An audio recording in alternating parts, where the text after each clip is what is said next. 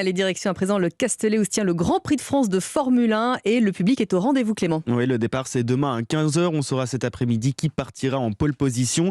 Le coup d'envoi de l'événement a été donné hier et oui, le public cette année est très nombreux. Plus de 200 000 spectateurs sont attendus, Gladys Lafitte.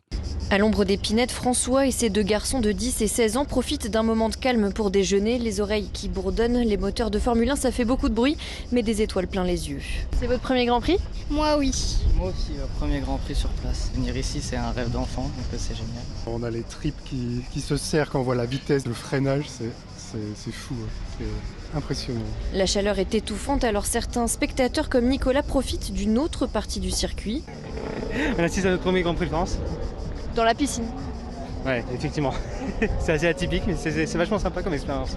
Tous sont conscients que ce pourrait être le dernier Grand Prix au Castellet, mais Maxence ne veut pas y croire. Ça fait partie de ces sports où on se dit quelle chance d'être en France, de pouvoir toucher du doigt une compétition aussi exceptionnelle que la Formule 1, qui est en plus une compétition ancestrale.